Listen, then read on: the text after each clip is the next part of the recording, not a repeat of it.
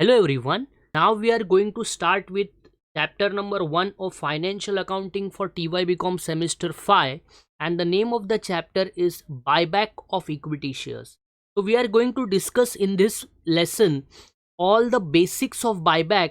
What do you mean by buyback of shares? Why buyback is important and what happens after buyback, all the provisions of Companies Act 2013, all these points we are going to discuss in much detail in this video. So let's start today's video.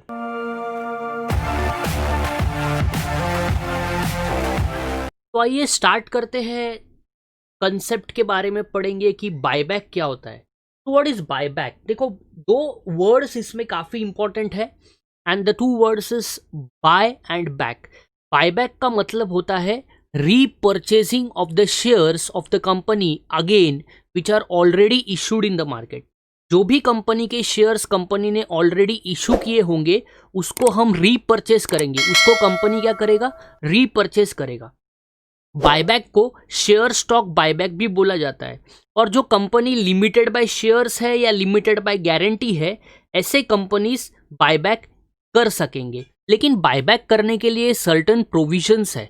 अब ये provisions क्या है वो सारी चीजें हम लोग एक एक करके डिटेल पढ़ेंगे। And this provisions are covered under section 68 of the Indian companies act 2013। So all this details we are going to learn one by one. So what is the simplest meaning of the word buyback? Buyback का मतलब है हमने जो भी shares market में issue किए होंगे वही शेयर्स को हम फिर से रीपर्चेस कर लेंगे। लेकिन अभी आपके दिमाग में एक क्वेश्चन आएगा कि हम ऐसा क्यों कर रहे हैं, तो एक एक करके वो सारी चीजें भी पढ़ लेंगे। देखो, वाई बायबैक, क्यों बायबैक जरूरी है या क्यों बायबैक कंपनी करता है।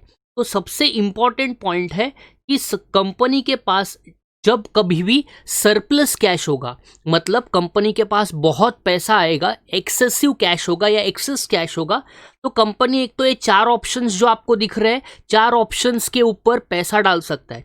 One option, it can invest in securities, वो सिक्योरिटीज में इन्वेस्टमेंट कर सकता है, या जो उनके शेयर होल्डर्स होंगे उनको हाई डिविडेंड पेमेंट कर सकता है।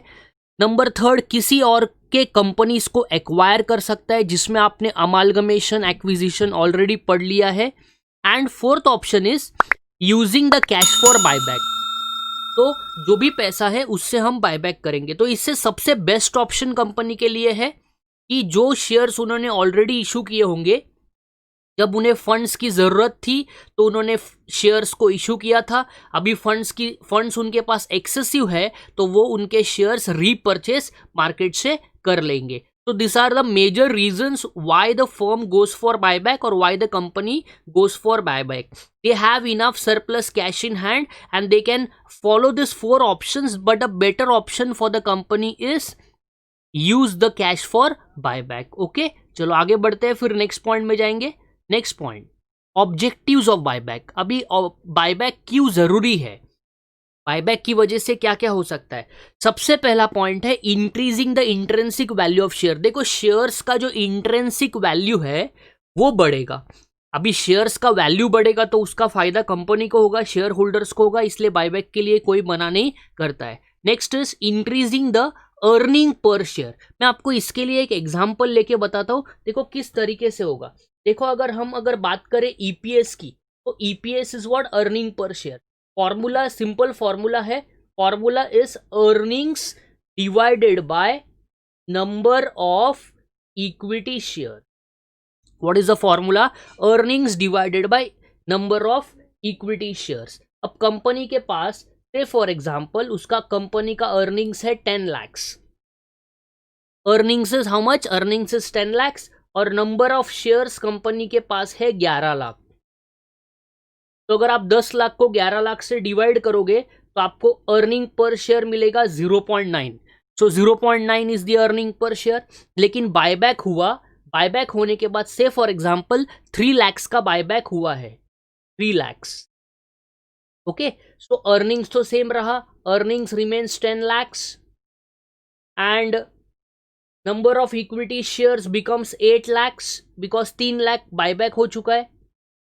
तो अब आपका ईपीएस बनेगा 1.25। तो अर्निंग्स पर शेयर बिकम्स 1.25 पर शेयर। तो इसीलिए व्हेनेवर बायबैक एग्जिस्ट या बायबैक जब भी होता है तब कंपनी का जो ईपीएस है वो भी बढ़ता है। So EPS also increases. पहले ईपीएस था 0.9, अभी ईपीएस कितना है 1.25। ठीक है, सो हमने ये पॉइंट पढ़ा, increasing the earning per share. Next is reduce the excess share capital. जो भी आपका शेयर कैपिटल होगा एक्सेस में, because share capital is a liability, so liability को हम क्या करेंगे, अभी कम करेंगे। हमारे लाइबिलिटी को कम करने के लिए हम हमारे शेयर्स को फिर से रीपरचेस कर लेंगे, तो मार्केट में शेयर्स कम होंगे, हमारे पास ज्यादा होंगे, तो उस बेस पे ऐसा हो सकता है। That is called as reducing the excess share capital. Next is जो मैंने ऑलरेडी आपके साथ डिस्कस किया है, to use surplus cash lying in the business. तो सरप्लस कैश जो हमारे पास अवेलेबल है that can be utilize for buyback purpose. Okay, then next is to increase the share holder of the promoters of the management. तो जो भी share holding है promoters का, वो शेयर होल्डिंग प्रमोटर्स का बढ़ सकता है। तो प्रमोटर्स का शेयर होल्डिंग अगर बढ़ेगा तो उसका फायदा होगा। Next point is prevent take over attempts of competitors. तो कॉम्पिटिटर्स जो हमारे बिजनेस को टेक ओवर करने वाले हैं वो भी अटेम्प्ट रिड्यूस हो सकता है। मतलब हमारे बिजनेस को कोई टेक ओवर नहीं करेगा, क्योंकि हमारा बिजनेस स्ट्रांग बन जाएगा। Since our EPS increases, market में हमारे कंपनी का मार्केट स्टैंडिंग बढ़ते जाएगा। Next point is to affect financial restructuring और कॉम्प्रोमाइज और अरेंजमेंट ऑफ अमालगमेशन। तो अमालगमेशन से रिलेटेड में भी इससे फायदे होते हैं। So these are some of the objectives of buyback which can be use by you for writing the theory question. जो थियोरी क्वेश्चंस पूछे जाते हैं उसमें आप ये इंफॉर्मेशन को लिख सकोगे। नेक्स्ट पॉइंट में बढ़ते हैं। सो बेनिफिट्स ऑफ बायबैक, जो मैंने ऑलरेडी अभी आपके साथ डिस्कस किया है कि शेयर कैपिटल जो है कंपनी का, उसको हम सिस्टमैटिकली ऑर्गेनाइज कर सकते हैं। We can organize this share capital systematically. There are different ratios which you have learned in your SY in the subject of management accounting, and that is the return on capital, net profitability, EPS। ये सारे के सारे ratios जो है वो आपके improve हो सकते हैं। पहले के पोजीशन से अभी का पोजीशन क्या होगा, इम्प्रूव हो सकता है। ओके, और सारे लोग जो हमारे शेयर होल्डर्स है, they will be happy because they will be paid regular dividend by the company, and the dividend value will also be more. तो डिविडेंड का वैल्यू भी काफी बढ़ सकता है, और which will result in what, which will result in the increase in the shares value, market price, market standing of the company will be increase. Okay, और काफी सारे इन्वेस्टर्स हमारे कंपनी में इन्वेस्ट करेंगे बिकॉज हमारे शेयर्स का EPS ज्यादा है, हमारे शेयर्स का मार्केट स्टैंडिंग ज्यादा है, and in overall part company का उसमें ग्रोथ हो सकता है। तो ये सारे बेनिफिट्स है बायबैक के लिए। ठीक है, चलो आगे बढ़ते हैं। सेक्शन 68 के बारे में पढ़ेंगे। Very very important section, because section 68 deals with Indian companies act 2013 and it is all the rules and regulations for buyback, कि how the buyback take place, what are the certain rules the company has to follow while buyback. ये सारे चीजें हमको ध्यान में रखनी है। देखो 5 पॉइंट मैंने यहाँ पे लिखे हैं, इसी पे आपको ऑब्जेक्टिव्स भी बहुत सारे पेपर में पूछे गए हैं, तो आपको ध्यान रखना है। Number 1, the buyback is authorize by its articles. तो आर्टिकल्स ऑफ एसोसिएशन के बेसिस पे buyback should be authorize. Special resolution pass करना पड़ेगा जनरल मीटिंग में, तो ही कंपनी बायबैक कर सकता है। और काफी इंपॉर्टेंट, ये बहुत बार ऑब्जेक्टिव्स में पूछा गया है, that is buyback must be less than 25% of paid up share capital and free reserves. So it should be less than 25%. It's as per the section 68 of the companies act 2013। Buyback जो होगा वो 25% of paid up capital तक ही आप buyback कर सकोगे। Next point is company can not buy back more than 25% of number of shares. मतलब these are all the rules and regulations provided by the SEBI, securities and exchange board of India, कि कोई भी company अपना जितने भी shares market में है उसका 25% ही बायबैक कर सकता है, उससे ज़्यादा वो बायबैक नहीं कर सकता। और बायबैक होने के बाद जो आपका डेट इक्विटी रेशो है, जो आपने रेशो एनालिसिस में ये रेशो पढ़ा होगा, फॉर्मूला क्या था, debt upon equity, debt is what, borrowed funds, and equity is here share holder funds. Equity में आपको इक्विटी शेयर कैपिटल नहीं लेना है, शेयर होल्डर फंड्स लेना है। अगर डेट को इक्विटी से डिवाइड करोगे तो आपका जो रेशो आएगा वो 2:1 से बड़ा रेशो नहीं होना चाहिए, ये आपको ध्यान रखना है। तो these are all the provisions related to your Companies Act 2013 as per section 68 which you have to remember. Okay, further let us move then.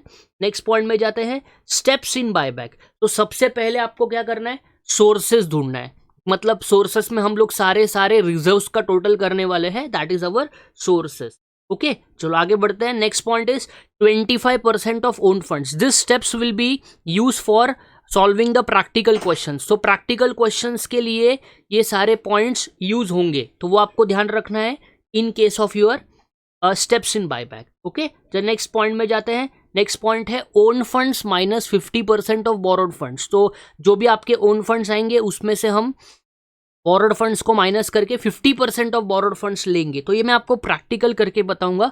फिलहाल सिर्फ हम थियोरटिकल पे थोड़ा सा बेस हमारा क्लियर होना चाहिए, इसके ऊपर हम कॉन्सेंट्रेट कर रहे हैं. नेक्स्ट स्टेप है हमारा 25% of equity share capital which should be fully paid up, because as per the rule partly paid up shares can not be buyback. So partly paid up shares को हम buyback नहीं कर सकते, इसलिए shares को fully paid up करना जरूरी हो जाएगा. Next point is maximum buyback and the last step is we will calculate the maximum buyback as per the points. So ये सारे स्टेप्स आपको ध्यान रखने हैं. नेक्स्ट पॉइंट में जाएंगे, free reserves and other reserves. देखो बायबैक जो होगा, बायबैक एक तो हम फ्रेश इशू से कर सकते हैं या एक तो हम फ्री रिजर्व से कर सकते. अगर आपको बायबैक करना है इक्विटी शेयर्स का, मतलब आपको अगर बायबैक इक्विटी शेयर्स का करना होगा तो फ्रेश इशू करना है आपको प्रेफरेंस का, मतलब अल्टरनेटिवली है. तो प्रेफरेंस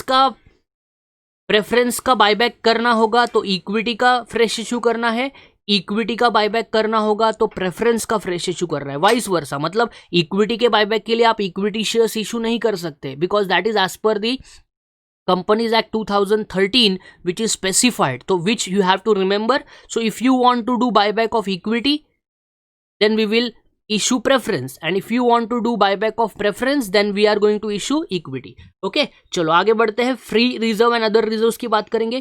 देखो free reserves and other reserves की अगर हम बात करें तो what is free reserves. Free reserves का मतलब ऐसे रिजर्व्स जो हम डिविडेंड देने के लिए यूज कर सकते हैं. लेकिन एक इंपॉर्टेंट पॉइंट है only for this chapter and that is securities premium is also considered as free reserves. तो आपको ध्यान रखना है, because redemption of preference shares एक चैप्टर था जिसमें डिविजिबल प्रॉफिट का कंसेप्ट आता है. सो डिविजिबल प्रॉफिट मतलब ऐसा प्रॉफिट जो हम डिविडेंड देने के लिए यूज कर सकते हैं. तो अकॉर्डिंगली इस चैप्टर में भी फ्री रिजर्व्स का मतलब वही है, लेकिन only for this chapter securities premium is also a free reserve which you have to remember. And other reserve जो है वो हम कंसिडर नहीं करने वाले. There are n number of examples मैंने यहाँ लिखे हैं. तो फ्री रिजर्व्स में बार बार आपके पेपर में आता है profit and loss general reserve, we have dividend equalization reserve, we have securities premium, we have investment fluctuation reserve and other reserve जो है that will not be considered for buyback. ये जो है वो हम लोग कंसिडर नहीं करने वाले. ठीक है, चलो आगे बढ़ते हैं. नेक्स्ट पॉइंट में जाएंगे, फिर जर्नल एंट्रीज के बारे में डिस्कस करते हैं, बिकॉज ये पूरा जो चैप्टर है वो जर्नल एंट्रीज और बैलेंस शीट के ऊपर डिपेंड करेगा. सबसे पहले आपको कुछ वर्किंग नोट बनाने हैं कि कंपनी कितना बायबैक कर सकता है, एंड सेकेंड स्टेप में आपको जर्नल एंट्रीज करके थर्ड स्टेप में आपको बैलेंस शीट फ्रेम्ड करना है. सो the entries which I have given to you are very simple, because all these entries you have learned already in your previous year in the chapter of redemption of preference shares. So if you are selling any investments, simple entry है bank account debit to investments account. और अगर आपको profit होता है तो profit and loss account credit होगा, अगर आपको लॉस होता है तो profit and loss account debit होगा. अब हम स्टेप पढ़ेंगे, 4 स्टेप में आपका पूरा क्वेश्चन सॉल्व हो जाएगा. Step number 1 is buyback due. Step number 2 is adjusting premium. Step number 3 is creating CRR. And step number 4 is settlement. So if you remember, यही steps हमने लास्ट ईयर के जो रिडम्पशन ऑफ प्रेफरेंस शेयर्स में भी सीखे थे. तो redemption of preference shares के ही एंट्री यहाँ पे अवेलेबल है. Number 1 buyback due. क्या होता है entry? Equity share capital account debit, premium on buyback of equity shares account debit, to equity share holders account. तो this is the entry number 1। हमेशा पास करना है, हर क्वेश्चन में ये एंट्री होगा, इसलिए ये एंट्री आपको बाय हार्ट करने की कोई ज़रूरत नहीं है, बिकॉज जैसे जैसे आप लिखते जाओगे वैसे वैसे आपकी प्रैक्टिस होती रहेगी। नेक्स्ट स्टेप में जाते हैं।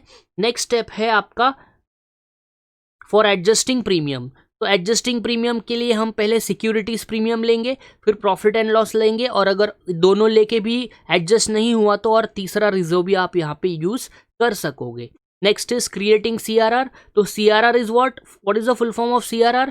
Capital redemption reserve. ठीक है, एसवाई में जो फुल फॉर्म पढ़ा था वही है capital redemption reserve. Don't say cash reserve ratio, that is related to economics. CRR और एसएलआर इकोनॉमिक्स में अलग है, अकाउंट्स में सीआरआर का फुल फॉर्म है capital redemption reserve. Okay, so 4th step is what? Creating CRR, and the next step is settlement. तो total 4 steps है, एक एंट्री मैंने आपको एक्स्ट्रा लिखवाया है, that is called the entry of investment sold. So investment sold की entry आपको जैसे एडजस्टमेंट्स आएगा वैसे करना है, लेकिन ये 4 स्टेप आपको ध्यान रखने हैं accordingly. Okay, that's it. Thank you very much from this session. Next time मिलेंगे और प्रैक्टिकल क्वेश्चंस को मैं आपको सॉल्व करवाऊंगा। तो एवरीवन सब्सक्राइब कर ले इसको, बिकॉज सब्सक्राइब को आप अगर करोगे तो आपको उसका बेनिफिट मिलेगा कि आपको इसके नोटिफिकेशंस टाइम टू टाइम मिलते रहेंगे। Thank you, bye bye, take care.